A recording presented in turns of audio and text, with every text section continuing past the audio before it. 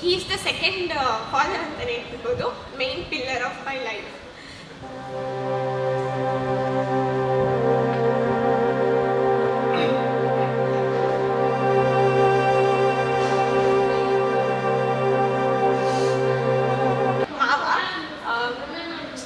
Support ಇರುತ್ತೆ ಅಷ್ಟೇ.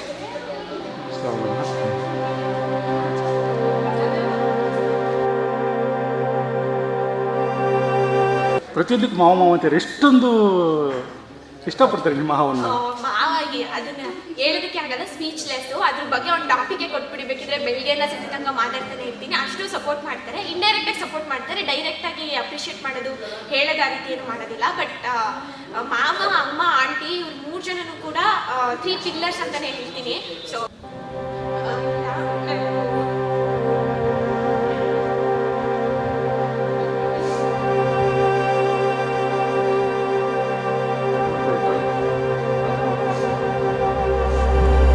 ಈಗ ಎಷ್ಟೊಂದು ಎಮೋಷನ್ ಆಗ್ಬಿಟ್ಟು, ಇಷ್ಟೊಂದು ಮಾತಾಡೋರು ಎಮೋಷನ್ ಆಗ್ಬಿಟ್ಟು ಅಷ್ಟು ಇಷ್ಟೊಂದು ಆ ರೀತಿ ಇಲ್ಲ. ಅಂದರೆ ಆ ರೀತಿ ಬಾಂಡಿಂಗ್ ಇದೆ. ಸೊ ಹಾಗಾಗಿ ತುಂಬ ಖುಷಿ ಆಗ್ತಾ ಇದೆ. ನಾನು ಎಲ್ಲರಿಗೂ ಥ್ಯಾಂಕ್ಸ್ ಹೇಳ್ತೀನಿ. ಇಲ್ಲಿವರೆಗೂ ಯಾರು ಸಪೋರ್ಟ್ ಮಾಡ್ಕೊಂಡು ಬಂದಿದ್ದೀರಾ, ಸಪೋರ್ಟ್ ಮಾಡಿದ್ದೀರಾ. ಎಕ್ಸ್ಪ್ರೆಷಲಿ ಥ್ಯಾಂಕ್ಸ್ ಹೇಳೋದು ಮಾವ, ಇಲ್ಲೇ ಇದ್ದಾರೆ. ಅವರು ಮೇನ್ ಸಪೋರ್ಟ್. ಆ್ಯಂಡ್ ನಾನು ಈ ಸ್ಕೋರ್ ತೆಗ್ದಿರೋದಕ್ಕೆ ಮೇನ್ ರೀಸನ್ ಅವರು. ಸೊ ಪ್ರತಿಯೊಂದು ವಿಷಯಕ್ಕೂ ಸಪೋರ್ಟ್ ಮಾಡ್ತಾರೆ. ಅದು ಬಿಟ್ಟರೆ ನನಗೆ ಬ್ಯಾಕ್ ಬೋನ್ ಆಗಿ ನಮಗೆ ಪ್ರತಿ ಸತಿ ಮೋಟಿವೇಟ್ ಮಾಡೋದು ಅಂದರೆ ಲೆಕ್ಚರರ್ಸು. MMK ಇರುವಂತಹ ಎಲ್ಲ ಲೆಕ್ಚರರ್ಸ್ಗೂ ಕೂಡ ನಾನು ಥ್ಯಾಂಕ್ಸ್ ಹೇಳ್ತೀನಿ. ಪ್ರತಿಯೊಂದು ರೀತಿಯಲ್ಲಿ ನಮಗೆ ಗೈಡ್ ಮಾಡ್ತಿದ್ರು. ಈವನ್ ಪ್ರಿಪ್ರೇಟ್ರಿಲಿ ಒಂದು ಸ್ವಲ್ಪ ಮಾರ್ಕ್ಸ್ ಏನಾದ್ರೂ ಲೆಸ್ ಬಂತು ಅಂದರೆ ಇಲ್ಲ ಯು ಕ್ಯಾನ್ ಅಂತ ಹೇಳಿ ನಮಗೆ ಪ್ರತಿಯೊಂದು ವಿಷಯದಲ್ಲೂ ಕೂಡ ನಾನು ಸಪೋರ್ಟ್ ಮಾಡಿದ್ದಾರೆ. ನೀನು ಇಲ್ಲ ನಾನು ಈ ಕಡೆ ಲೆಸ್ ಅಂತ ನಮಗೆ ಡಿ ಗ್ರೇಡ್ ಎಲ್ಲೂ ಮಾಡಿಲ್ಲ, ಪ್ರತಿಯೊಂದು ವಿಷಯದಲ್ಲೂ ಕೂಡ ಸಪೋರ್ಟ್ ಮಾಡಿದ್ದಾರೆ. ಆ ಕಾರಣಕ್ಕೋಸ್ಕರ ಈ ಒಂದು ಸ್ಕೋರ್ ತೆಗೆಯೋದಕ್ಕೆ ಕಾರಣ ಆಯಿತು ಅಂತ ಹೇಳೋಕ್ಕೆ ಇಷ್ಟಪಡ್ತೀನಿ. ಅದಂತೂ ತುಂಬ ಕಷ್ಟ ಆಗ್ತಿತ್ತು. ಇನಿಷಿಯಲಿ ಹೇಳಬೇಕು ಅಂತಂದರೆ ನಾನು ಈ ಕಾಲೇಜಿಗೆ ಸೆಲೆಕ್ಟ್ ಮಾಡಿದಾಗ ಹೇಗಪ್ಪ ಬರೋದು ಅನ್ನೋದೊಂದು ಅದೊಂದು ಕ್ಯೂರಿಯಾಸಿಟಿ ಕ್ವಶನ್ ಆಗಿಬಿಟ್ಟಿತ್ತು. ಬಟ್ ಆಮೇಲೆ ಹೇಳಿದ್ರು ಮಾವ ಇಲ್ಲ ನಿನಗೆ ಬೈಕ್ ತೊಗೊಡ್ತೀನಿ, ನೀನು ಓಡಿಸ್ಕೊಂಡು ಬರಬಹುದು ಅಂತ. ಈವನ್ ಏನಾಗ್ಬಿಡ್ತು ಅಂದರೆ ಅಲ್ಲಿ ರೋಡ್ ಸರಿ ಇಲ್ಲದಿರೋ ಕಾರಣದಿಂದ ಬೈಕಲ್ಲೂ ಕೂಡ ಬರೋದಕ್ಕೂ ಕೂಡ ಕಷ್ಟ ಆಗ್ತಿತ್ತು. ನಾನು ಈವನ್ ಆಕ್ಸಿಡೆಂಟು ಕೂಡ ಜಾಸ್ತಿ ಆಗೋ ಸ್ಟೇಜಲ್ಲಿ ಇರ್ತಿತ್ತು, ಬಿಕಾಸ್ ರೋಡ್ ಚೆನ್ನಾಗಿಲ್ದಿರೋ ಕಾರಣದಿಂದ. ಸೊ ಹಾಗಾಗಿ ತಾತ ನನ್ನ ಪ್ರತಿದಿನ ಅಪ್ ಆ್ಯಂಡ್ ಡೌನ್ ಮಾಡ್ತಿದ್ರು ನಂಜನಗೂಡು ತನಕ, ಹೊಸಪೇಟೆ ತನಕ. ಅಲ್ಲಿಂದ ನನಗೆ ವ್ಯಾನ್ ನಾನು ಹೆಂಗೋ ಕ್ಯಾಚ್ ಮಾಡಿಕೊಂಡು ಅಲ್ಲಿಂದ ಕಾಲೇಜಿಗೆ ಬರ್ತಿದ್ದೆ. ಮತ್ತೆ ಕಾಲೇಜಿಂದ ಅದೇ ವ್ಯಾನ್ ಹತ್ಕೊಂಡು ನಂಜನಗೂಡ ಅಂದರೆ ಹೊಸಪೇಟೆಗೆ ಇಳಿತಿದ್ದೆ. ಮತ್ತೆ ತಾತ ಬಂದು ಕರ್ಕೊಂಡು ಹೋಗ್ತಿದ್ರು. ಇದರಲ್ಲಿ ನಾನು ಎಷ್ಟು ಸಪೋರ್ಟ್ ಅಂದರೆ ನಾನು ಎಷ್ಟು ಟ್ರೈ ಮಾಡಿದ್ದೀನಿ ಅದಕ್ಕಿಂತ ಡಬಲ್ ತಾತ ಮತ್ತು ನಮ್ಮ ಮನೆ ಪೇರೆಂಟ್ಸು ಅವರೆಲ್ಲ ಸಪೋರ್ಟ್ ಮಾಡಿ, ಕೋಆಪ್ರೇಟ್ ಮಾಡಿ ನನ್ನನ್ನು ಪಿಕ್ ಮಾಡೋದಾಗಿರ್ಬೋದು, ನನ್ನನ್ನು ಬಿಡೋದಾಗಿರ್ಬೋದು, ಅವರಿಂದ ಇವತ್ತು ಸಾಧ್ಯ ಆಯಿತು ಅಂತ ಹೇಳಿ. ಓಕೆ, ಇದೇ ಕಾಲೇಜ್ ಸೇರ್ಬೇಕಂದ್ರೆ ಯಾಕೆ ಅನಿಸ್ತು ನಿಮಗೆ? ಇದೇ ಕಾಲೇಜ್ ಸೇರಬೇಕು ಅಂತ ಯಾಕೆ ಅನ್ನಿಸ್ತು ಅಂತಂದರೆ ಮೇನ್ ರೀಸನ್ ಬಂದು ನಾನು ಸೈನ್ಸ್ ತೊಗೊಳ್ಳಲ್ಲ ಅಂತ ಡಿಸೈಡ್ ಮಾಡಿದ್ಮೇಲೆ ನಾನು ಕಾಮರ್ಸ್ ತೊಗೋಬೇಕು ಅಂತ ಅಂದ್ಕೊಂಡಿದ್ದು. ಈ ಕಾಲೇಜು ಏನಕ್ಕೆ ನಾನು ಸೆಲೆಕ್ಟ್ ಮಾಡಿದ್ದು ಅಂತಂದರೆ ತುಂಬ ರೆಪ್ಯೂಟೇಟೆಡ್ ಕಾಲೇಜ್ ಆಗಿತ್ತು, ತಾಲೂಕಿಗೆ ನಂಬರ್ 1 ಆಗಿತ್ತು. ಸೊ ಯಾಕೆ ನಾನು ಈ ಕಾಲೇಜಿಗೆ ಸೇರ್ಕೋಬಾರ್ದು ಅಂತ ಅನ್ನಿಸ್ತು. ಎಲ್ಲ ಈ ಕಾಲೇಜಿಗೆ ಸೇರ್ಕೊಳ್ಳೋ ಮೊದಲನೇ ಕಾರಣ ಏನು ಅಂದರೆ ಮಾವ. ಅವರು ಈ ಕಾಲೇಜನ್ನ ಡಿಸೈಡ್ ಮಾಡಿದ್ದು ಯಾಕೆ ಅಂದರೆ ಇಲ್ಲಿ ಮಾವನ ಫ್ರೆಂಡು ಪ್ರಸನ್ನ ಸರ್ ಅವರು ಲೆಕ್ಚರರ್ ಆಗಿದ್ದಾರೆ. ಸೊ ಅವ್ರು ಇದರಿಂದ ಅವ್ರನ್ನ ನಾನು ಸ್ವಲ್ಪ ನೋಡ್ಕೋಬಹುದು. ಅವರು ಸ್ವಲ್ಪ ಹೇಳ್ಕೊಡೋದು ಜಾಸ್ತಿ ಅಂದರೆ ಹೇಳ್ಕೊಡ್ತಾರೆ, ನೋಡ್ಕೊಳ್ಳೋಕೊಬ್ರು ಇದ್ದಾರೆ. ಅಷ್ಟು ದೂರದಿಂದ ಬಂದಾಗ ನೋಡ್ಕೊಳ್ಳೋರು ನನ್ನ ಫೋನ್ ಬೇಕು ಅಂದಾಗ ಫೋನ್ ಇಸ್ಕೊಂಡು ಫೋನ್ ಮಾಡಬೇಕಾಗುತ್ತೆ ಪೇರೆಂಟ್ಸ್ಗೆ. ಈ ಥರ ಎಲ್ಲ ತುಂಬ ಕಾರಣಗಳಿರುತ್ತೆ, ಅದಕ್ಕೆಲ್ಲ ಸಪೋರ್ಟ್ ಮಾಡ್ತಾರೆ ಕಾಲೇಜಿಂದ. ಪ್ರಿನ್ಸಿಪಲ್ ಸರ್ ಕೂಡ ತುಂಬ ಸಪೋರ್ಟ್ ಮಾಡಿದ್ದಾರೆ. ಸೊ ನಮಗೆ ಗೊತ್ತಿರೋ ಕಾರಣದಿಂದ ಪೇರೆಂಟ್ಸ್ ನಮ್ಮನ್ನು ಇಲ್ಲಿಗೆ ಸೇರಿಸಿ. ಸಾಮಾನ್ಯವಾಗಿ ಸಾಧನೆಗೈದಾಗ ಅದ್ರ ಬ್ಯಾಕ್ ಬೋನ್ ಅಂದರೆ ತಂದೆ ತಾಯಿ ಅಂತಾರೆ, ಇಲ್ಲಾಂದ್ರೆ ಇದ್ರಲ್ಲಿ ಸಾಧನೆ ಮಾಡಿದಾಗ ಟೀಚರ್ಸ್ ಅಂತ ಹೇಳ್ತಾರೆ ಅಂತಾರೆ. ನೀವು ಮಾವ ಅಂತ ಸ್ಪೆಸಿಫಿಕ್ ಆಗಿ ಹೇಳ್ತಿದ್ದಾರಲ್ಲ, ಅದು ಯಾವ ರೀತಿ ಅಂತ ಯಾಕೆ ಹೇಳ್ತಿರೋದು ಅಂತ ಅಂದರೆ ಸಿಂಗಲ್ ಪೇರೆಂಟ್ ಅಲ್ವಾ, ಅದಕ್ಕೋಸ್ಕರ ಮಾವ ಅಂತ ಹೇಳ್ತಿದ್ದೀನಿ. ಸಾರಿ, ಮಾತಾಡಿ ಆಲ್ರೆಡಿ ಹೇಳಿ ಮಾತಾಡಿ ಅಷ್ಟೇ. ಹಾನೆಸ್ಟಾಗಿ ಹೇಳಬೇಕು ಅಂತಂದರೆ ಓದೋದಕ್ಕೆ ಟೈಮ್ ಸಿಗ್ತಿರ್ಲಿಲ್ಲ. ಅಂದರೆ ಟೈಮ್ ಸಿಗ್ತಿರ್ಲಿಲ್ಲ ಅಂದರೆ ನೀವೇನು ಅಷ್ಟು ಬ್ಯುಸಿನಾ, ಅಷ್ಟು ನಿಮಗೆ ಹೆಕ್ಟಿಕ್ ಶೆಡ್ಯೂಲ್ ಏನು ಇರ್ತಿರ್ಲಿಲ್ವಲ್ಲ, ನೀವೇನು ಓದ್ಕೊಂಡಿರ್ಬೋದಲ್ಲ ಅಂತ ನೀವು ಕೇಳ್ಬೋದು. ಬಟ್ ಸ್ಟಿಲ್ ನಾನು ಅಷ್ಟು ದೂರದಿಂದ ಹೋಗಿ ನಂಗೆ ಸುಸ್ತಾಗಿರ್ತಿತ್ತು. ನಾನು ರೆಸ್ಟ್ ಮಾಡಿ ಎಲ್ಲ ಮಾಡಿ ಈವನ್ ನಾನು ಊಟ ಮಾಡೋದಕ್ಕೂ ನನಗೆ ಅಷ್ಟೇನೋ ಕಂಫರ್ಟ್ ಫೀಲ್ ಅನಿಸ್ತಿರ್ಲಿಲ್ಲ, ಬಿಕಾಸ್ ಟಯರ್ಡ್ ಆಗಿರ್ತಿದ್ದೆ. ಅದ್ರ ಜೊತೆಗೆ ಕೂಡ ನಾನು ಹೇಗೆ ಮ್ಯಾನೇಜ್ ಮಾಡ್ತಿದ್ದೆ ಅಂದರೆ ಎಲ್ಲ ರೀತಿ ಎಲ್ಲ ಸ್ಟೂಡೆಂಟ್ಸು, ನಾನೇನು ಯೂನಿಕ್, ನಾನೇನು ಸ್ಪೆಷಲ್ ಅಂತ ನಾನು ಹೇಳ್ತಿಲ್ಲ, ಬಿಕಾಸ್ ಎಲ್ಲರೂ ಹೇಗೆ ಓದಿದ್ರು, ಲೆಕ್ಚರರ್ಸ್ ಏನು ಟೆಕ್ನಿಕ್ಸ್ ಹೇಳಿದ್ರು ನೀವು ಈ ರೀತಿ ಓದಬೇಕು ಅಂತ, ಅದೇ ರೀತಿ ನಾನು ಸ್ವಲ್ಪ ಅದನ್ನು ಇನ್ನೂ ಡಿಫ್ರೆಂಟಾಗಿ ಟ್ರೈ ಮಾಡಿಕೊಂಡು ನಾನು ಅಪ್ಲೈ ಮಾಡಿದೆ. ಸೊ ಅದಕ್ಕೋಸ್ಕರ ನನಗೆ ರಿಸಲ್ಟ್ ಸಿಕ್ಕಿದೆ ಅಂತ ಹೇಳಿ. ಇದ್ಕೊಂಡು ಏನೋ ಹೊಸ ಸ್ಟಡೀಸ್ ಅಂತ ಏನಾರು ಮಾಡ್ತೀರಾ? ಬೇರೆ ಕಡೆ ಕೋಚಿಂಗ್ ಕ್ಲಾಸ್ ತಗೋತೀರಾ, ಇಲ್ಲ ಮತ್ತೆ ಇಲ್ಲಿ ಈ ಒಂದು ಶಾಲೆಯಲ್ಲಿ ಕಾಲೇಜ್ನಲ್ಲಿ ಸ್ಪೆಷಲ್ ಕ್ಲಾಸ್ ಏನಾರು ಮಾಡ್ತೀರಾ? ಯಾವ ರೀತಿ ಇದೆ ಪ್ರಿಪ್ರೇಷನ್ ಆಗಿತ್ತು? ಸಪ್ರೇಟ್ ಕೋಚಿಂಗ್ ಏನು ತೊಗೋತಿರ್ಲಿಲ್ಲ, ಕಾಲೇಜಲ್ಲಿ ಏನು ನಾನು ಕ್ಲಾಸ್ ಕೇಳ್ತಿದ್ದೆ ಅಷ್ಟೇ. ಅದು ಬಿಟ್ಟರೆ ಸೆಲ್ಫ್ ಸ್ಟಡಿ ಮಾಡಿದ್ದೀನಿ ಜಾಸ್ತಿ. ಈವನ್ ನನಗೆ ತುಂಬ ಇಷ್ಟ ಕೋಚಿಂಗ್ ಅಂತ ಅಂದರೆ ಸೆಲ್ಫ್ ಸ್ಟಡಿ, ಬಿಕಾಸ್ ನಾನು ಇಂಡೆಪ್ತಾಗಿ ತಿಳ್ಕೊಳ್ಳೋದಕ್ಕೆ ಇಷ್ಟಪಡ್ತೀನಿ ಪ್ರತಿಯೊಂದನ್ನು. ನನಗೆ ಈ ರಿಸಲ್ಟಿಗೆ ಕಾರಣ ಇನ್ನೊಂದು ರೀಸನ್ ಏನು ಅಂದರೆ ಕಾನ್ಸೆಪ್ಟನ್ನು ಇಂಡೆಪ್ತಾಗಿ ತಿಳ್ಕೊತಿದ್ದೆ. ಸೊ ಕ್ಲಾಸಲ್ಲೂ ಕೂಡ ಕೇಳಿಸ್ಕೊತಿದ್ದೆ ಕಾನ್ಸಂಟ್ರೇಟಿವ್ಲಿ. ಸೊ ಅದನ್ನು ನಾನು ರಿಪೀಟಾಗಿ ರಿವಿಷನ್ ಮಾಡೋ ಅವಶ್ಯಕತೆ ನಂಗೆ ಬರ್ತಿರ್ಲಿಲ್ಲ, ಬಿಕಾಸ್ ನಾನು ಒಂದು ಟೈಮು ತುಂಬ ಎಫರ್ಟ್ ಹಾಕಿ ಕಲ್ತ್ಕೊಬಿಡ್ತಿದ್ದೆ. ಸೊ ಅದು ನನಗೆ ಪ್ಲಸ್ ಪಾಯಿಂಟ್. ಟಾಪರ್ಗಳಂದ್ರೆ ಸಾಮಾನ್ಯವಾಗಿ ಪುಸ್ತಕದ ಬದನೆಕಾಯಿ ಅಂದರೆ ಪುಸ್ತಕ ತಾವಾಯ್ತು ನಾವು ಮಟ್ಟಲ್ಲಿ ಇಡ್ತೀರಾ. ಅಂಥದ್ರಲ್ಲಿ ನೀವು ನಿಮ್ಗೆ ಪುಸ್ತಕನ ಬರೀ ಅದೊಂದು ಕಡೆ ಕಾನ್ಸಂಟ್ರೇಷನ್ ಮಾಡ್ತೀರಾ, ಇಲ್ಲ ಬೇರೆ ಕಡೆ ಅಂದರೆ ಈ ಒಂದು ದಿನನಿತ್ಯ ನಡೆಯುವಂಥ ಡೈಲಿ ಅಪ್ಡೇಟ್ಸ್ಗಳ ಬಗ್ಗೆ ಗಮನ ಹರಿಸಿದ್ರೆ ಹಿಂಗೆ? ಇಲ್ಲ, ನನಗೆ ಎಕ್ಸಾಂಪಲ್ ಮಾವನೇ. ಸೊ ಅವ್ರು ಹೇಳ್ತಾರೆ ಯಾವಾಗಲೂ ಪುಸ್ತಕದ ಬದನೆಕಾಯಿ ಆಗಬಾರ್ದು, ನೀನು ಎನಿ ಟೈಮ್ ಓದ್ತಾನೆ ಇರಬಾರ್ದು, ಎಲ್ಲ ಕಡೆ ಕಾನ್ಸಂಟ್ರೇಷನ್ ಇರಬೇಕು, ಎಲ್ಲ ಆ್ಯಕ್ಟಿವಿಟೀಸ್ಗೂ ಸೇರಬೇಕು ಅಂತ. ಈವನ್ ನನಗೆ ಆ ರೀತಿ ಆಗಬಾರ್ದು ಅಂತಲೂ ಕೂಡ ನಾನು ಕಲ್ಚರಲ್ ಕಾಂಪಿಟೇಷನ್ಸ್ಗೆ ಇಡ್ತಿದ್ರು. ಸೊ ಅಲ್ಲೂ ಕೂಡ ಪಾರ್ಟಿಸಿಪೇಟ್ ಮಾಡಿದ್ದೆ, ಡಿಬೇಟ್ ಕಾಂಪಿಟೇಷನ್ ಅಂತ ಅಥವಾ ಸ್ಪೀಚ್ ಕಾಂಪಿಟೇಷನ್ಸ್ ಅಂತ. ಅಲ್ಲಿ ಕೂಡ ನಾನು ಸೆಂಟ್ರಲ್ ಲೆವೆಲ್, ಡಿವಿಷನ್ ಲೆವೆಲ್ಗೆಲ್ಲ ಹೋಗಿದ್ದೆ ನಾನು. ಆ ಒಂದು ಕಾಂಪಿಟೇಷನ್ ಕೂಡ ಕಾಲೇಜ್ ಮುಖಾಂತರನೇ. ಸೊ ಆ ರೀತಿ ಬೇರೆ ಬೇರೆ ಆ್ಯಕ್ಟಿವಿಟೀಸಲ್ಲಿ ನಾನು ಇನ್ವಾಲ್ವ್ ಆಗ್ತಿದ್ದೆ. ಫೋನು ಕೂಡ ನೋಡ್ತಿದ್ದೆ, ಟಿವಿನೂ ನೋಡ್ತಿದ್ದೆ, ಫ್ಯಾಮಿಲಿ ಜೊತೆಗೂ ಟೈಮ್ ಸ್ಪೆಂಡ್ ಮಾಡ್ತಿದ್ದೆ. ಸೊ ಎಲ್ಲಿ ರಿಲೇಟಿವ್ಸ್ ಮನೆ ಫಂಕ್ಷನ್ಸ್ ಇರುತ್ತೋ ಎಲ್ಲ ಕಡೆಗೂ ಹೋಗ್ತಿದ್ದೆ. ಎಲ್ಲನೂ ಮ್ಯಾನೇಜ್ ಮಾಡಿಕೊಂಡು ಓದಿದ್ದೀನಿ. ಒಂದು ಕಲಿಕೆಗೆ ಅಂದ್ಮೇಲೆ ಒಂದು ರಿಸ್ಟ್ರಿಕ್ಷನ್ ಹಾಕ್ಬಿಡ್ತಾರೆ, ಒಂದು ಹೀಗೆ ಮಾಡಬೇಕು, ನೀನು ಜಾಸ್ತಿ ಬರೀ ಓದೋ ಕಡೆ ಕಾನ್ಸಂಟ್ರೇಷನ್ ಮಾಡ್ಬೇಕು ಅನ್ನೋ ಒಂದು ನಿಟ್ಟಿನ ಒಂದು ಲೈನ್ ಇರ್ತಾರೆ. ಅದನ್ನೇ ದಾಟಿ ಎಲ್ಲ ಅಂದರೆ ಎಲ್ಲ ರೀತಿಯೂ ನಾವು ಎಂಜಾಯ್ ಮಾಡಿ ಓದೋದ್ರೆ ಮತ್ತೊಂದು ಕ್ರೀಡೆಲಾಗಿಲ್ಲ ಮತ್ತೊಂದಾಗಿಲ್ಲ ಅಂತ. ಅದು ಎಷ್ಟು ನಿಮಗೆ ಹೆಲ್ಪ್ ಆಗುತ್ತೆ ಒಂದು ಓದೋದಕ್ಕೆ? ನಮ್ಮ ಮನೇಲಿ ನನಗೆ ಸೀರಿಯಸ್ಲಿ ಹೇಳಬೇಕು ಅಂತಂದರೆ ಅಷ್ಟು ರಿಸ್ಟ್ರಿಕ್ಷನ್ನೇ ಹಾಕಲ್ಲ ನನಗೆ. ಎಲ್ಲ ನಾನು ಸಿಂಗಲ್ ಚೈಲ್ಡ್ ಆಗಿರೋದ್ರಿಂದ ನಮ್ಮ ಪೇರೆಂಟಿಗೆ, ನಾನು ಸಿಂಗಲ್ ಪೇರೆಂಟ್ ಆಗಿರೋದ್ರಿಂದ ನಮ್ಮ ಮನೇಲಿ ಏನು ಹೇಳ್ತಾರೆ ಅಂದರೆ, ನೀನು ಫ್ರೀ ಆಗಿರು, ಆರಾಮಾಗಿ ಓದ್ಕೊಂಡು, ನೀನು ಯಾಕೆ ಅಷ್ಟು ರಿಸ್ಕ್ ತಗೋತೀಯಾ, ನೀನು ಯಾಕೆ ಟಾಪರೇ ಆಗಬೇಕು ಅಂತ ಅನ್ಕೊತೀಯಾ, ನಿಂಗೆ ಎಷ್ಟಾಗುತ್ತೆ ಅಷ್ಟು ಓದು, ನೀನು ಯಾಕೆ ಅಷ್ಟು ಹೈಟಿಕಾಗಿ ನೀನು ತಲೆ ಕೆಡಿಸ್ಕೊಳ್ಳೋ ಅಂಥದ್ದೇನಿಲ್ಲ, ಫ್ರೀ ಆಗೋದು, ತಲೆ ಕೆಡಿಸ್ಕೋಬೇಡ ಅಂತ ಹೇಳೋರು. ಬಟ್ ನಾನೇ ಇಲ್ಲ, ನನ್ನ ಪೇರೆಂಟ್ಸ್ ರೆಕಗ್ನಿಷನ್ ಬೇಕು, ನಮ್ಮ ಪೇರೆಂಟ್ಸ್ನ ರೆಕಗ್ನೈಸ್ ಮಾಡಬೇಕು ಅವರು ನನ್ನ ಸ್ಕೋರಿಂದ. ನಾನು ಸುಮ್ಮನೆ ಇಷ್ಟು ಓದಿ ಏನು ವೇಸ್ಟ್ ಆಗಬಾರ್ದಲ್ವಾ, ನಾನು ಜಾಸ್ತಿ ಸ್ಕೋರ್ ತೆಗಿಬೇಕು ಅಂತ ಆ ಒಂದು ಛಲ ಇತ್ತು. ಬಟ್ ಅದು 10th ಆಗಲಿಲ್ಲ, ಸೆಕೆಂಡ್ ಇಯರಲ್ಲಿ. ಸಾಮಾನ್ಯವಾಗಿ ಆರಂಭದಿಂದನೂ ತಯಾರಿ ಇತ್ತಾ, ಇಲ್ಲ ಎಕ್ಸಾಮ್ ಬಂದಾಗ ಆ ಒಂದು ಪ್ರಿಪ್ರೇಷನ್ ಇತ್ತು? ಯಾವ ರೀತಿ ನನಗೆ ಹೆಂಗೆ ಅಂದರೆ, ಆವಾಗಲೇ ಹೇಳಿದೆ ನಾನು ಕಾನ್ಸೆಪ್ಟ್ನ ಇಂಡೆಪ್ತಾಗಿ ತಿಳ್ಕೊತಿದ್ದೆ ಅಂತ. ಸೊ ಅದು ಪ್ಲಸ್ ಪಾಯಿಂಟ್ ಆಯಿತು. ಅದ್ರ ಜೊತೆಗೆ ನನಗೆ ಎಕ್ಸಾಮ್ ಇವಾಗ ಇದೆ ಅಂತ ಅಂದರೆ ಅದು 15 days ಹಿಂದೆನೇ ನಾನು ಪ್ರಿಪ್ರೇಷನ್ ಸ್ಟಾರ್ಟ್ ಮಾಡ್ಕೊತಿದ್ದೆ. ಅಟ್ಲೀಸ್ಟ್ ದಿನಕ್ಕೆ ಒಂದು ಚಾಪ್ಟರ್ ಅಥವಾ ಆಫ್ ಚಾಪ್ಟರ್ ಅಥವಾ ಇಷ್ಟು ಕ್ವಶನ್ಸ್ ಅಂತ ನಾನು ಇಟ್ಕೊಂಡ್ಬಿಡ್ತಿದ್ದೆ. ವ್ಯಾನಲ್ಲಿ ಹೋಗ್ತಾ ಇರಬೇಕಿದ್ರೆ ನಾನು ಟ್ರಾವೆಲಿಂಗ್ ಟೈಮಲ್ಲಿ ಎಲ್ಲ ಹೇಳ್ತಾರೆ ಟ್ರಾವೆಲ್ ಮಾಡೋದ್ರ ಬದಲು ಅದ್ರ ಜೊತೆಗೂ ನಾವು ಓದ್ಕೊಬರ್ಬೋದಲ್ಲ ಅಂತ. ಬಟ್ ನನಗೆ ಐ ಡೋಂಟ್ ಥಿಂಕ್ ಸೊ, ಅದು ತುಂಬ ಎಫೆಕ್ಟಿವ್ ಆಗಿ ಓದ್ತೀವಿ ಅಂತ ನಂಗೆ ಅನಿಸ್ತಿರ್ಲಿಲ್ಲ. ಸೊ ಹಾಗಾಗಿ ನಾನು ಯೋಚನೆ ಮಾಡ್ತಿದ್ದೆ ಮನೆಗೆ ಹೋಗಿ ಎಷ್ಟು ಕ್ವಶನ್ ಓದ್ಬೋದು, ಎಷ್ಟು ಚಾಪ್ಟರ್ ಕಂಪ್ಲೀಟ್ ಮಾಡ್ಬೋದು ಅಂತ. ಸೊ ಅದು ನನಗೆ ನಂದು ಕ್ಯಾಲ್ಕುಲೇಟಿವ್ ಮೈಂಡಿಂಗ್ ತುಂಬ ಇಂಪ್ರೂವ್ ಆಯಿತು ಅನಿಸುತ್ತೆ.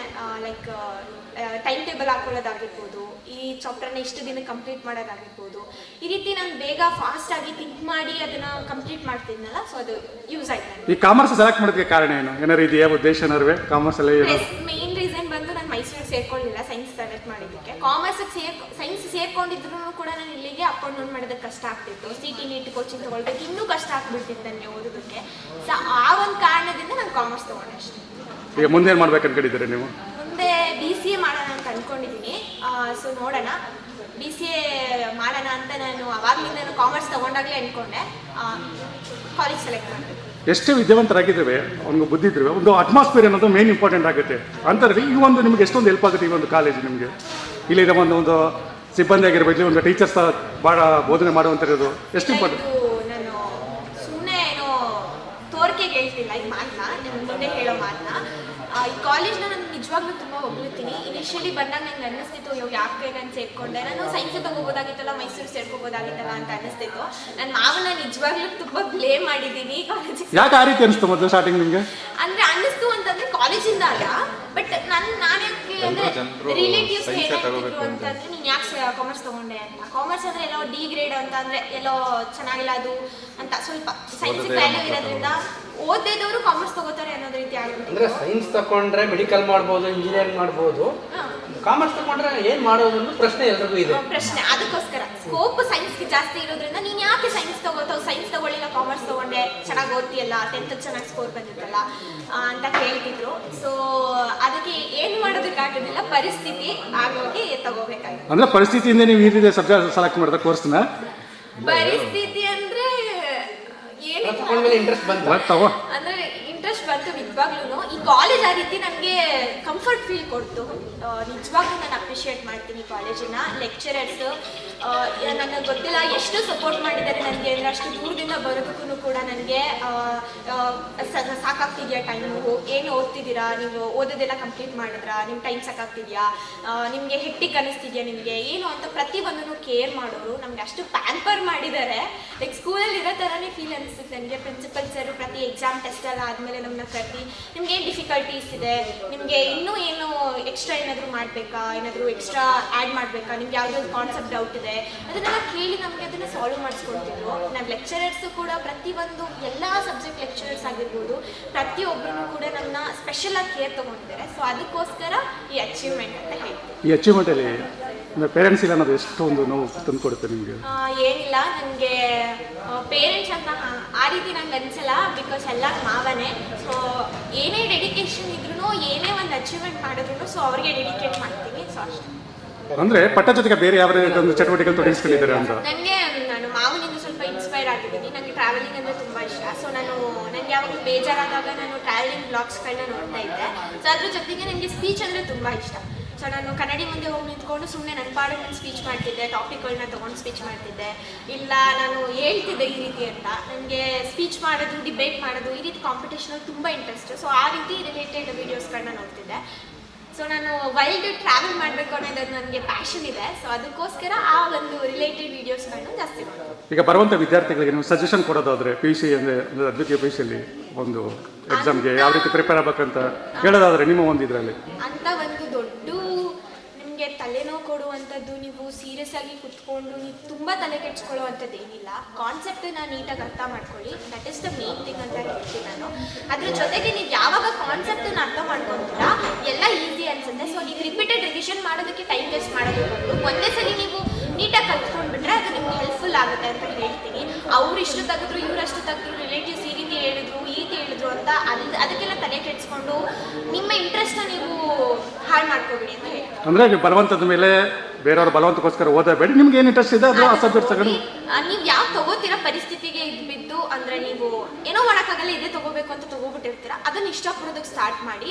Then you can get that high score. ಕೆಲವರು ಹೇಳ್ತಾರೆ ಮೇಡಮ್ ಏನಂತಂದ್ರೆ ಕಲಾ ವಿಭಾಗ ಇರ್ಬೋದು, ವಾಣಿಜ್ಯ ಒಂಥರ ಕೀಳು ಮಟ್ಟದಲ್ಲಿ ನೋಡ್ತಾರೆ, ಅಂಥವ್ರಿಗೆ ನೀವು ಏನಾದ್ರೆ ಅಂದರೆ ನಾನು ಹೇಳ್ತೀನಿ ಏನು ಅಂತಂದರೆ, ಅದು ಸಪ್ರೇಟ್ ಮಾಡಿರೋದಷ್ಟೇ, ಬಟ್ ನಾಲೆಡ್ಜ್ ಎಲ್ಲರಿಗೂ ಇರುತ್ತೆ.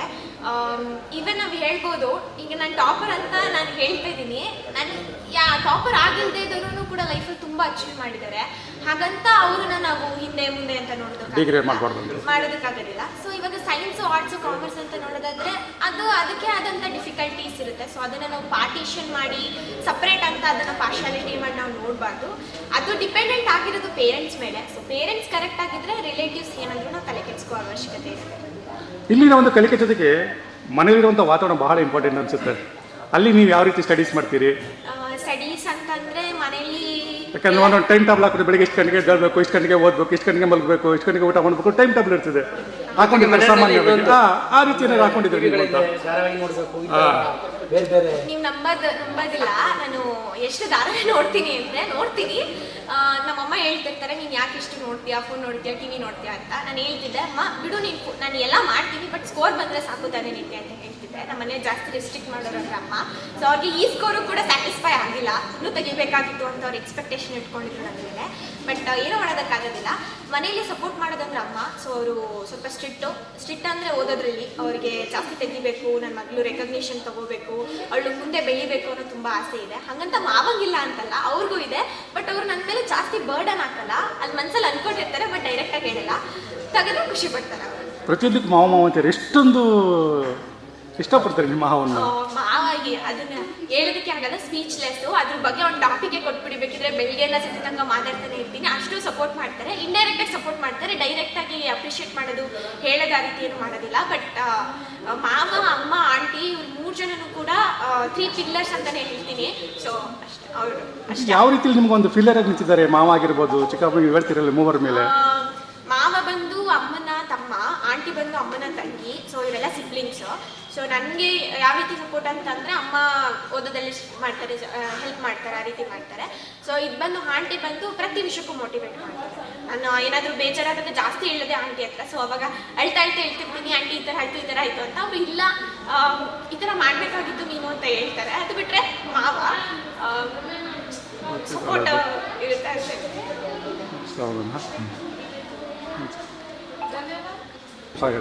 ಮಾವನ ಬಗ್ಗೆ ಹೇಳ್ತಿದ್ದೆ, ಸ್ವಲ್ಪ ಎಮೋಷನಲ್ ಆದೆ. Because he is the second father ಅಂತಲೇ ಹೇಳ್ಬೋದು, main pillar of my life.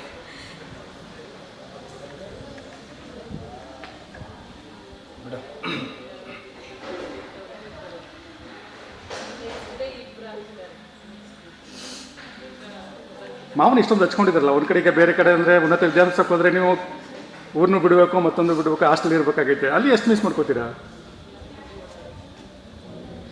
ಇಲ್ಲ, ನಾನು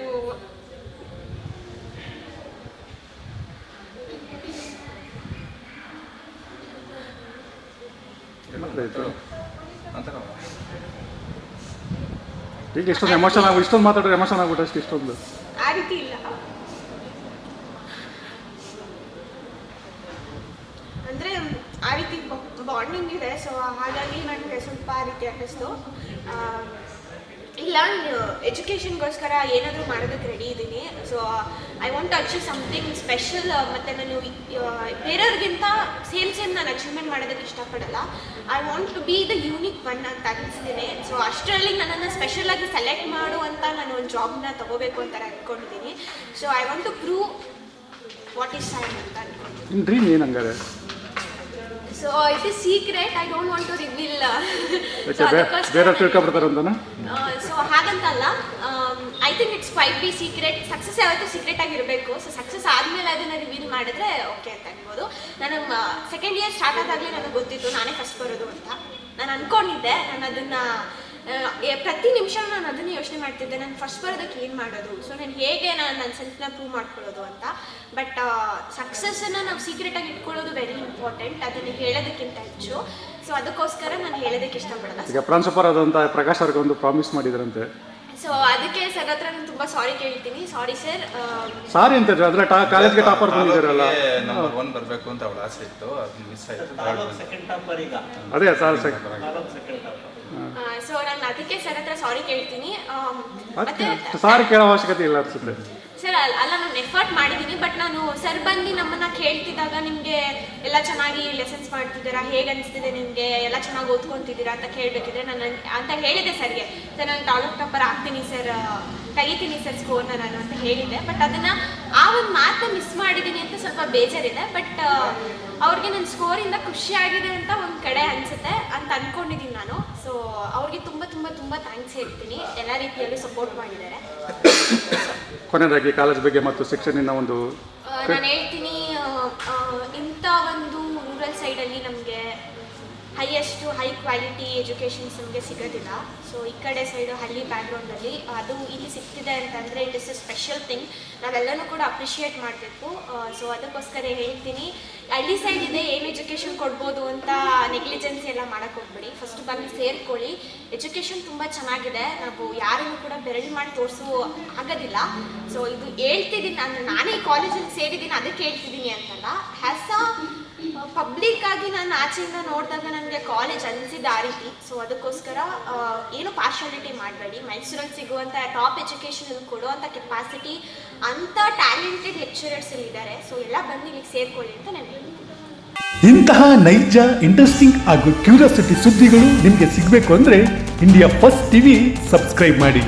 ಒಂದು ಲೈಕ್ ಕೊಟ್ಟು ವಿಡಿಯೋ ಶೇರ್ ಮಾಡುವ ಮೂಲಕ ನಮ್ಮನ್ನು ಮತ್ತಷ್ಟು ಪ್ರೋತ್ಸಾಹಿಸಿ. ಇಂಡಿಯಾ ಫಸ್ಟ್, ನಿರ್ಭೀತಿಯಿಂದ ನಿಮಗಾಗಿ.